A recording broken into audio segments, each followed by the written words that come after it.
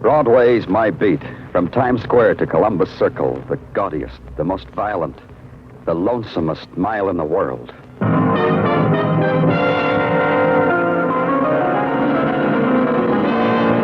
Broadway's My Beat, with Larry Thor as Detective Danny Clover.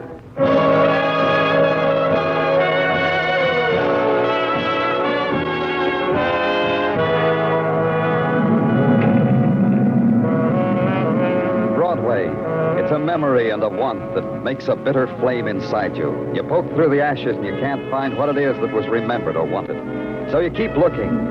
But the blaze of the neon and the spectaculars blinds you, and the roar of steel moving above and beneath the earth makes you deaf. And finally you know there's no need to search anymore, because whatever it was, you'll never find it. It's Broadway, my beat.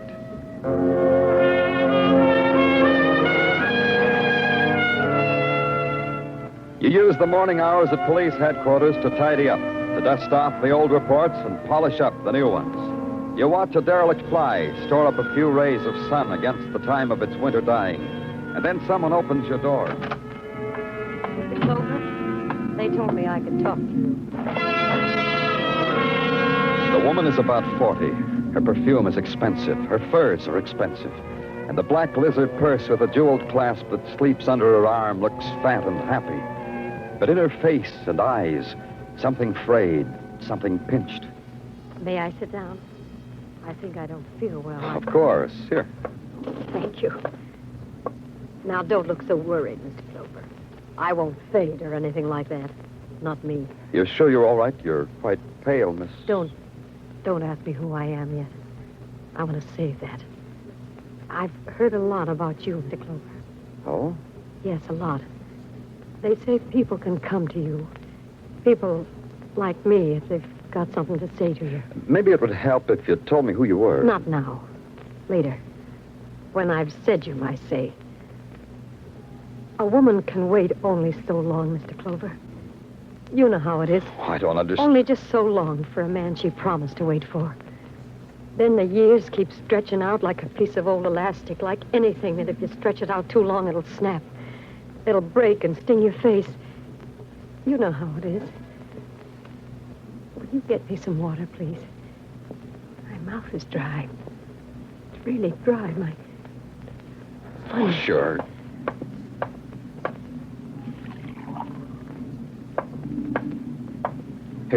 Here's your water. Hey, what's wrong? Are you all right? No, you're not all right, are you? Hi, Danny. You don't mind my busting in? Of course you don't mind. Get out of here, Jimmy. I got nothing for you. The hands out in the press room are very stale, very one-day-old, Danny. From you, I want something fresh, something a shock, something a headline. Why don't you introduce me to the charming lady? I told you to get out, Jimmy. Get on your hind legs and beg for news from somebody else. Lady, Danny. Maybe the lady will be kinder. How do you do, lady? I'm Jimmy Ames, a reporter for... Oh, the lady's dead, isn't she, Danny? Yeah. Well, you got your news, reporter. Go report it.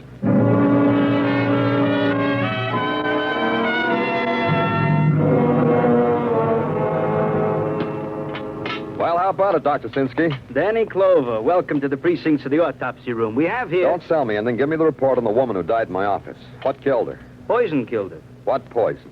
The pharmacological name would bore you. Delayed action type poison, taken internally, kills in 4 hours. She probably didn't even know she was dying. No more than any of us realize we always are. Hi, Doc. Danny? No. You know, I always feel good that I can walk in here under my own power. Hi, Tartaglia. What do you got? Identification on Miss Jane Doe over there. What name? Mary Murdock, late wife of one hoodlum known as Vic Murdock. Vic Murdock, Danny. That means something to you? Yeah.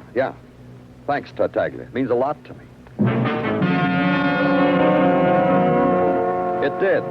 It meant a 20-year flashback to a different era, a different world, to a time of Tommy guns in violin cases and massacres, speedboats and limousines and booze watered and bonded in ratty cellars, a jazzy era where gang wars had preferred position in the headlines, a world that gawked at a butchered man in a gutter, then rolled its stockings, pinched its spit curl, and chorused "Do-do-de-o-do" through a megaphone.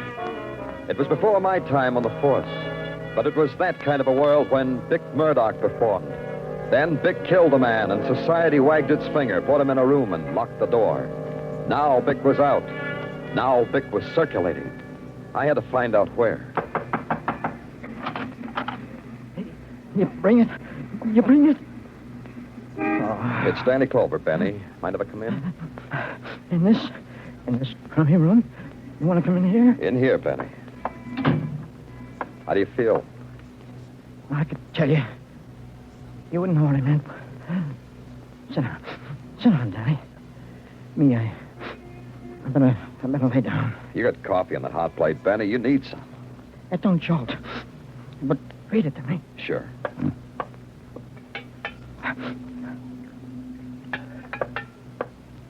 Here.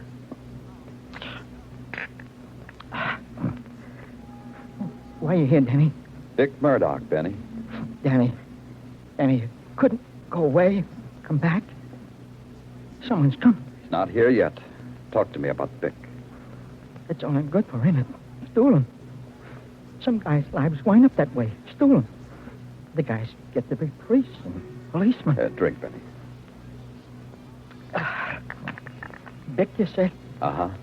He's out. Come down from Sing Sing to the city. I know that. I seen him, too. He ain't changed. Some guys live 20 years between seeing him. And they change. Get old. Something happens to their faces. Not Vic. He's scary. Not Vic. Where'd you see him? He went to a place. To a place in an alley. To a hole in the alley wall. Where? On First Avenue. Near East 49th. The first alley. The first hole you come to on your right. Thanks. Let's go to my place of business, Benny. I've been there. It don't do no good. Let's go, Benny. We'll try again.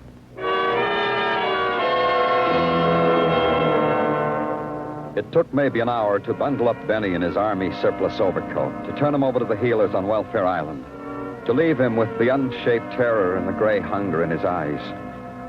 Then to the first alley, the first hole on the right.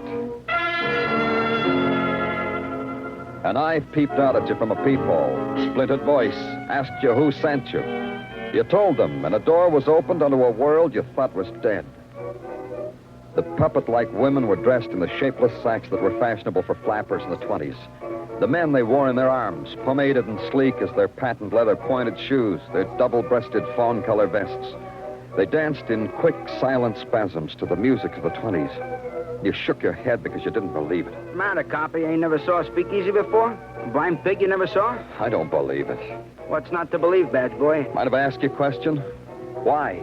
You mean why all this is like this? Yeah. Ask Bick. To this, even I, the waiter, don't have an answer. So ask Bick. Excuse me. Some Babbitt must be looking for a hot, jazzy time. All right, who sent you, Babbitt? Danny Clover in there. Yeah, he's here. What's that supposed to do to me? It sends shivers up your spine, Gorilla. Open up. Lousy flea. Hey, it's Jimmy Ames. He's a reporter. Let him in. Law says you can crawl in, Crumb. Well, Danny, you...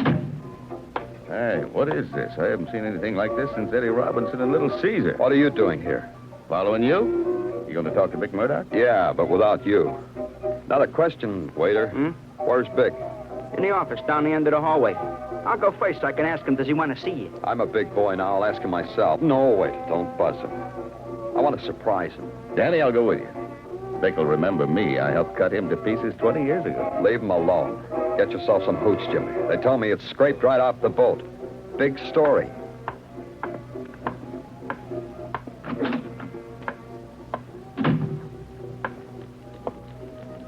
Who wants to see Bick Murdock knocks on doors first and asks permission.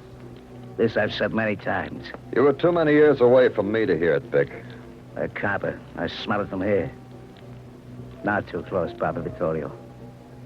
Maybe you heard, Copper, how I don't like aces from the police, especially when I'm getting my hair cut. Private barber's chair. Farewell gift from the boys at Sing Sing, Bick?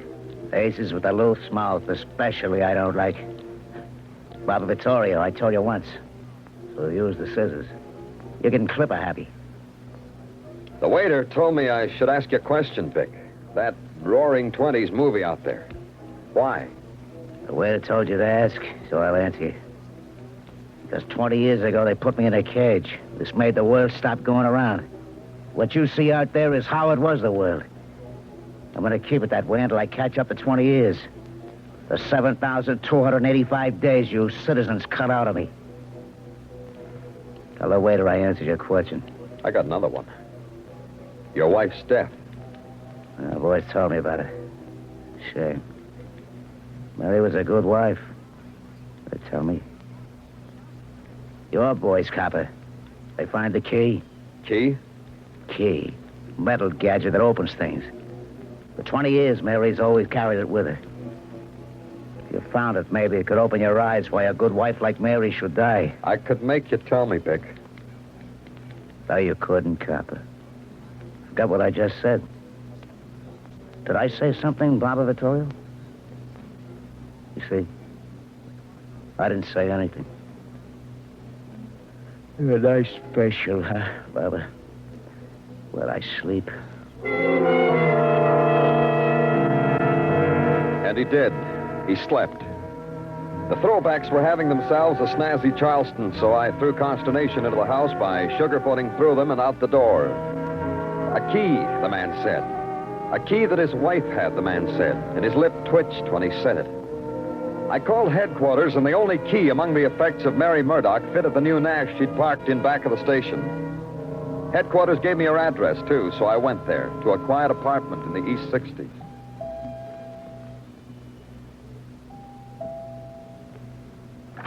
Yes? I'm Danny Clover. I'm from the police. Please come in. Miss Susie Lane. I'm the maid here. Lane, did they tell you about Mrs. Murdock? Mrs. Murdock? No. She wasn't home last night. She's dead. She was a kind woman. I'm sorry. She died in my office this morning. A strange woman, but kind. Strange? This apartment, for instance, she brought no one here, received no mail here. Men, friends? They said good night downstairs. I'm looking for a key, Miss Lane. A key? What key? I don't know, but I'm looking for it. I'm looking for it here. Pardon me. Hello? Yes? It's for you, Mr. Clover. Thanks. Danny Clover speaking. Don't look for the key no more, Clover. Who is this, Vic? Yeah. I got advice for you. Don't look for the key no more. It could open up a lot of pain. Changed your mind, haven't you? If you haven't found it, don't look for it. If you found it, throw it away. Wait a minute. Guy I want to see just walked into the office. Vic? Hello, Vic. Let's look for that key, Miss Lane.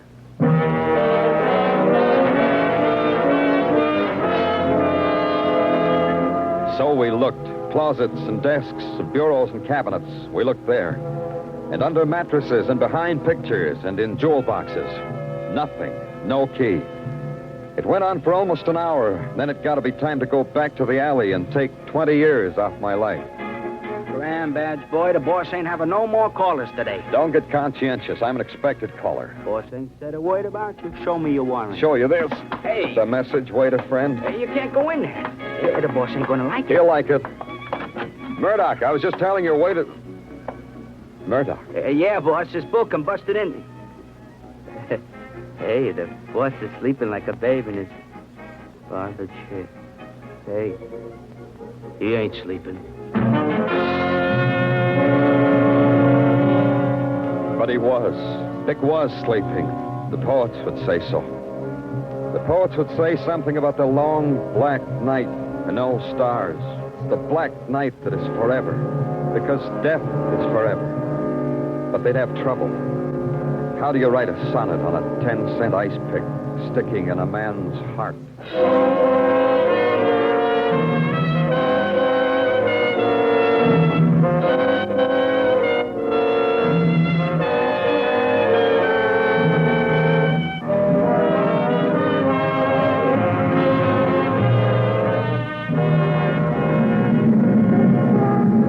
When it comes to starting off a new year, Broadway is sensible. It makes no promises to itself.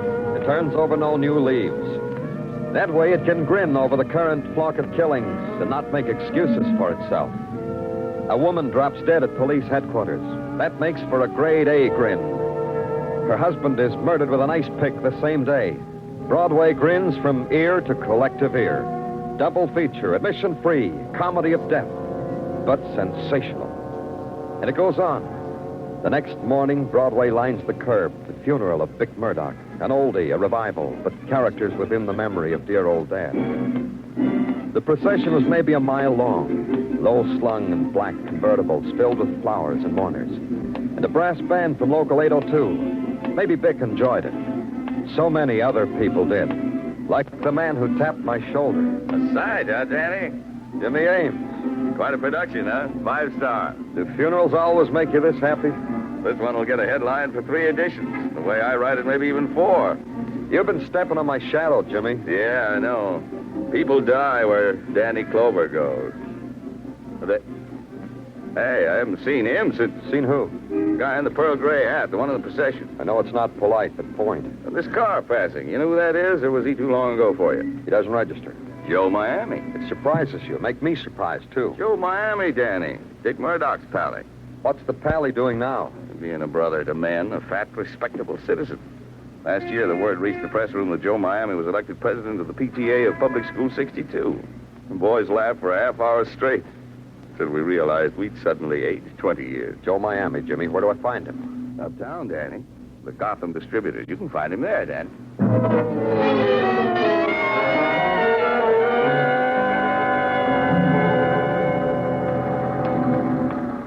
Okay, kid, you got full load. 600 cases.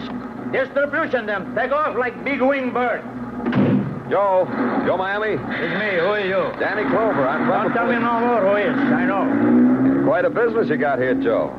They could distribute business, not bad. Makes me throw me fortune like old days. But now I pay tax, everything abiding. Someplace quiet where we can talk, huh, Joe? This someplace I got. My business office. Walk with me, Danny Clover.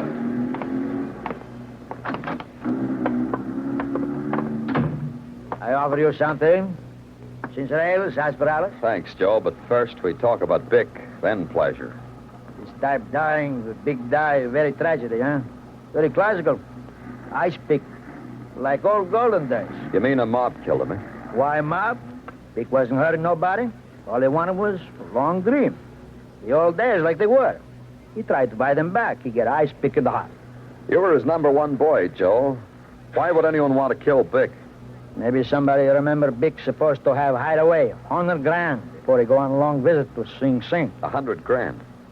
Didn't Vic get it when he got out? Joe Miami don't think so. If 100 grand is, maybe Vic left it where it was. Where was that, Joe? How would I know? I was only Vic's errand boy, not his wife. You mean his wife, Mary, knew where it was? You mean maybe she had a key?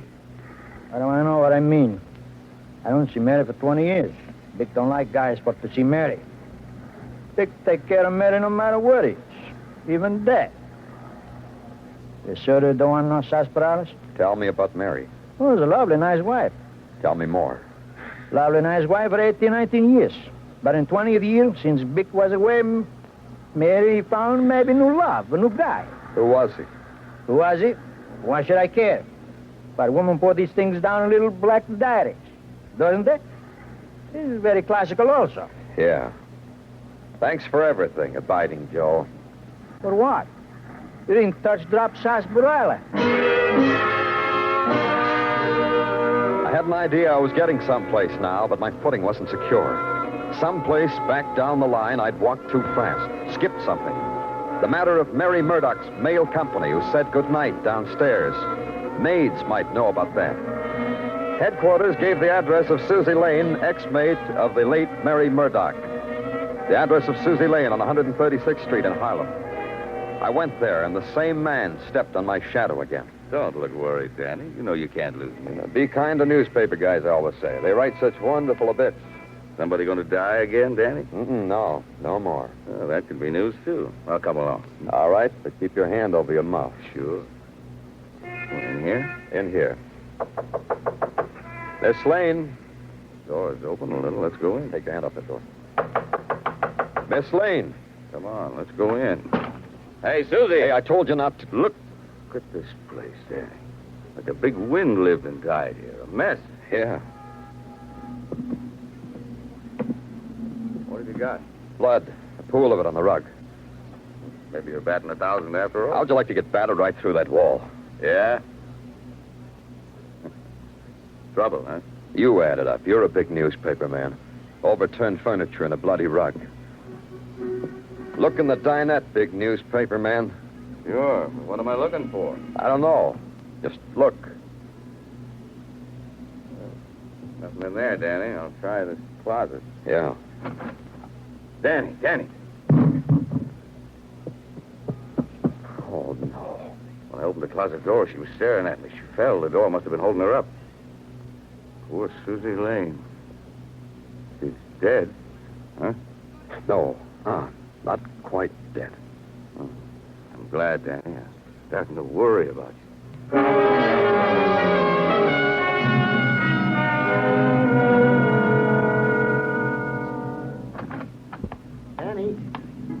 Danny, it's me, Sergeant Gino Tartaglia. Sorry, Tartaglia. I was just thinking. How's Susie Lane? Well, that's what I came to tell you. Hospital reports she is still in her coma. They're taking care of her? Everything in their power, Danny, just like you told me. Dr. Sinsky says she'll pull through, though. What kind of people do things like that, Detective? Beat up a girl till she's neither dead or alive, just to keep her mouth shut. What kind of people? Well, in our line of business, we meet them all, Danny. Yeah. Tartaglia, do you get mail? Huh? Well, sure I get mail, Danny. Bills, the secrets of happy marriage, circulars, postcards and vacations. Hey, why do you ask a question like that at a time like this? Everybody gets mail, huh? Well, sure, Danny, sure. What's the matter? Why didn't Mary Murdock get mail? She didn't? No. I don't believe it. She didn't, Tartaglia. I've been checking back. And suddenly I remember Susie Lane told me there was never any mail at Mary Murdock's apartment. Oh, that is indeed strange. A problem. Needs thinking. Tartaglia, if you wanted to get mail and you didn't want Mrs. Tartaglia to know you were getting it... Oh, I wouldn't think of such a thing, Danny. Mrs. Tartaglia would find out anyway. You'd have it sent care of general delivery, wouldn't you? Yeah, Danny. I would send the mail to someplace anonymous like general delivery. Oh, you're a genius, Tartaglia. Danny, it hardly took no effort at all. You can't shake me, Detective. Where we go now? Jimmy Ames. I've got big news for you. Yeah? Like what? Like maybe the last paragraph to your story. You want it, reporter? You out of your mind? What do you mean, do I want it? Ever peeked in mailboxes, reporter? Let's move, kid. Let's move.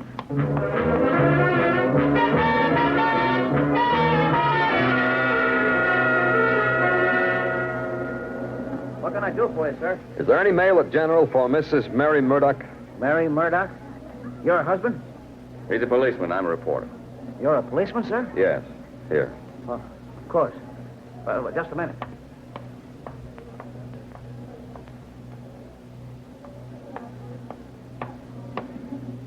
Here you are, sir. Thanks. Yeah, not much mail, huh? Bill from Sachs, one from Vauntt. Yeah. Something, Danny? Something. We'll open the envelope and see. See? Key. She must have mailed it to herself. A key to what, then? Says here, kid, on the tag, the Wall Street Bank. Let's take a flyer on Wall Street, huh, reporter?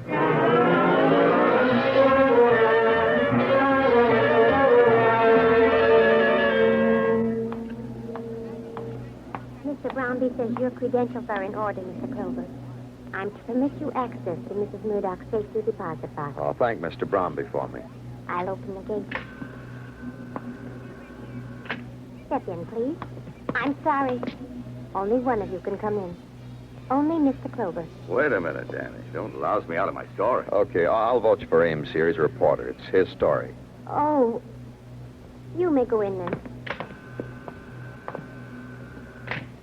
I have the bank key, which will insert here. Then I take your key. That is Mrs. Murdock. Wait, no, Mrs. Murdock's key. Exactly. I insert it here. And here it is, Mr. Clover. Oh, thanks. You may take it to that private cubicle to examine the contents. When you're through, just call me. Yeah, I'll do that. Come on, Jimmy. I'll close the door. Sure, Danny. All right, Danny. Open the box. What? The gun in your back. Does that surprise you, Danny? Yeah. Frankly, yeah. It shouldn't. A big cop like you with a big brain. Come on, Danny. Open the pretty box and hand me the $100,000. Maybe you'll have to kill me to get it. You think I won't? I've had practice. First Mary, then Bick. The third time's easier. Susie, we won't count she didn't die. Clean-cut, true blue fella like you. Yeah, ain't I, though? A reporter has advantages, Danny. I knew all about that $100,000 all the time. Read it in an old newspaper morgue. I figure wife, Mary Murdock, must know where it is, so I make love to her. But with all that love, she won't give me a little key. Funny woman. So funny you murdered her. Yeah, like that. But then Vic gets on to our innocent little affair. The ice pick, the right way for a man like Vic to die, huh, Danny? It also leaves $100,000 to myself. Open the box, Danny.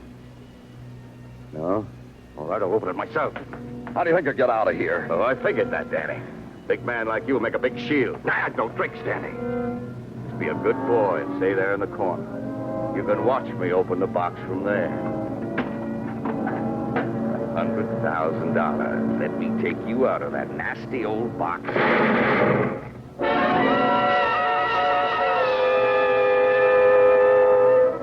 It was a big noise and a big scream. It got inside of me and wouldn't quit, but it had substance. It hoisted me up in the stratosphere and then let me drop 1,000,000 miles. Simple thing like a nun's cool fingertips brought me to. In a while, the hospital let me have visitors. A quiet talk about the death of Jimmy Ames. And at night, I slept my own sleep and dreamed of a fairy story, of Pandora's box. I had reason to. I knew all about a man named Vic Murdock who planted $100,000 with a booby trap, just in case his wife was unfaithful, just in case being away from him for 20 years would make her lonely.